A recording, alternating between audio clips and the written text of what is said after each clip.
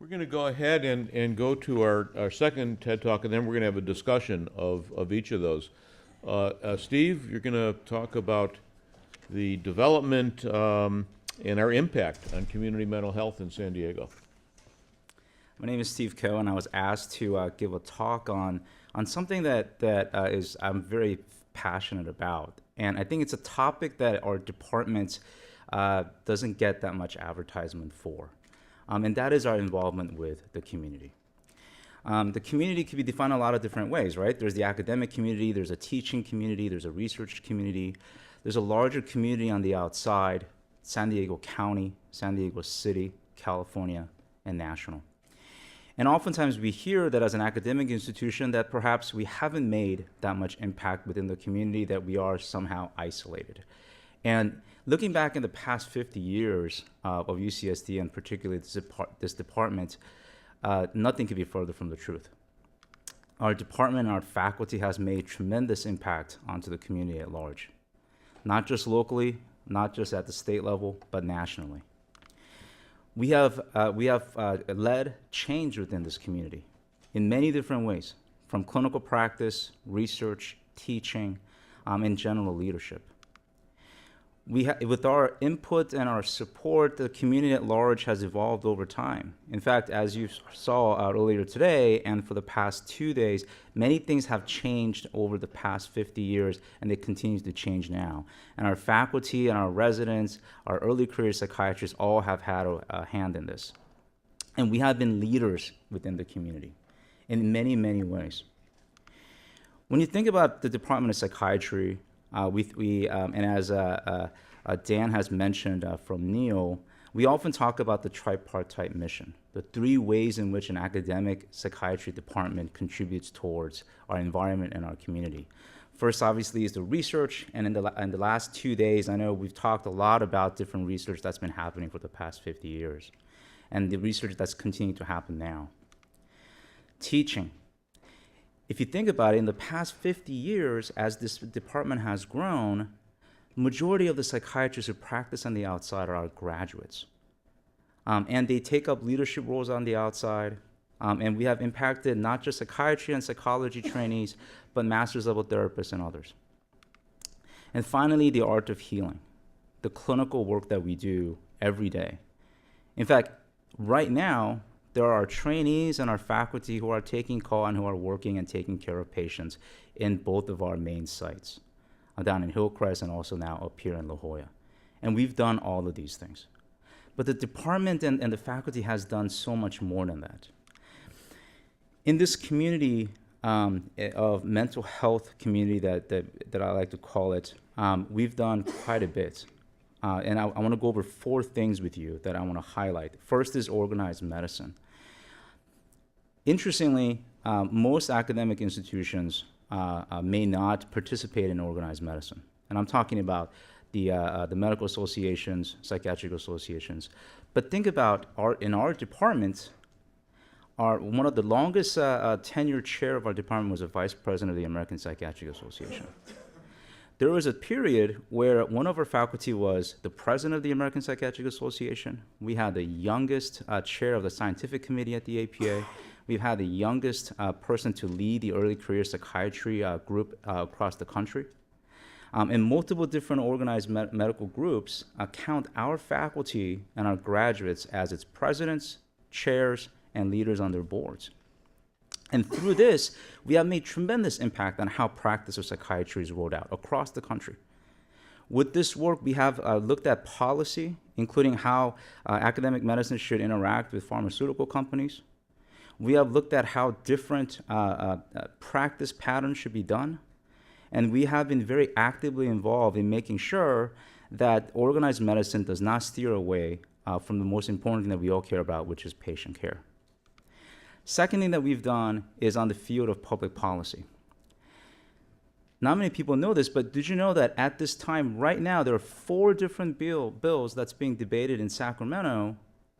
One has to do with training, 2 has to do with funding of graduate medication, 1 has to do with how we should be reforming psychiatric bed census issues across California, and all 4 of these bills have either been co-written or have been testified on by our faculty and our residents. In fact, in Sacramento, the joke is that anytime they do anything with the legislators, San Diego will be there, and we have the highest number of residents and early career psychiatrists to go and testify, to advocate and to make sure the lawmakers and the legislators know from the ground level that the academic psychiatry is not only involved, but we want to make sure that they could count on us to make the best possible policy and the law to help our patients. 4th, standards. Think about all the different standards that we use across the county and the state.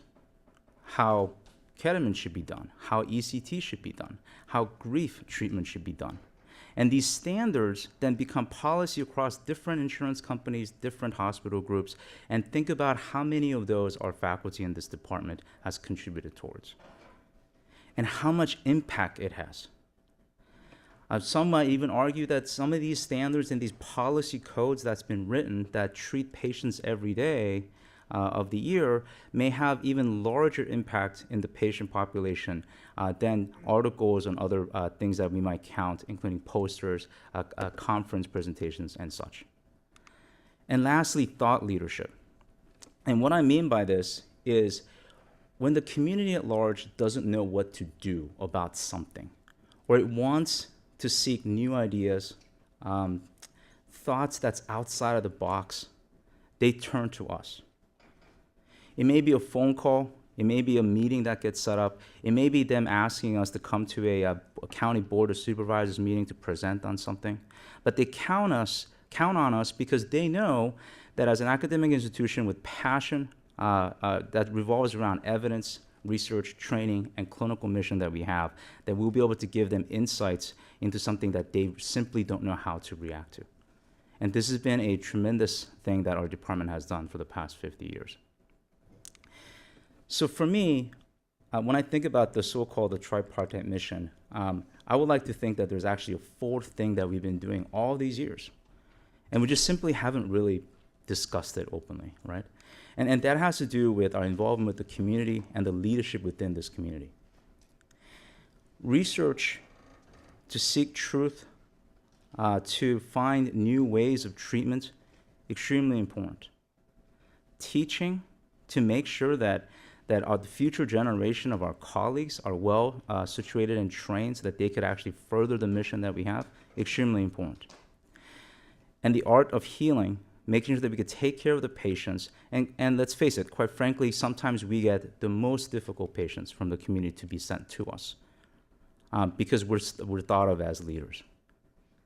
But this 4th element is extremely important because we can't continue to just hide behind the ivory tower or what some people say, well, just the academic perspective.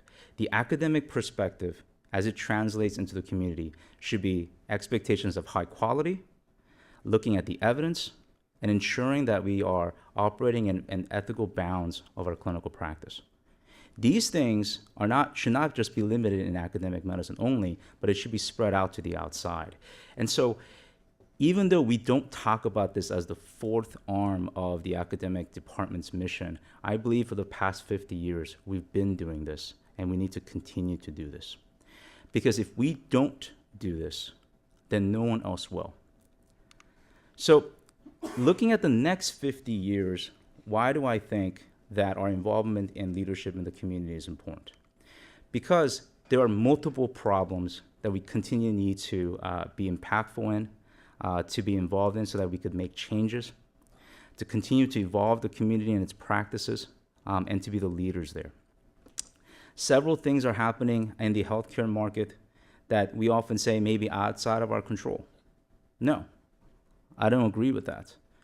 In fact, if you look at the past 50 years, there's been a lot of instances where we said something is outside of our control. And yet the faculty from this department, our residents, our graduates have actually tackled those challenges.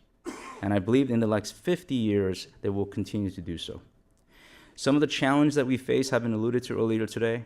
The changes in the healthcare market, what to do with psychiatric beds, what to do with the fact that we still don't have pure treatments for some of the diseases that we continue to struggle with, the workforce shortages, thinking about how we could deliver care more efficiently, and also keeping in mind to the high quality of care that we demand of ourselves.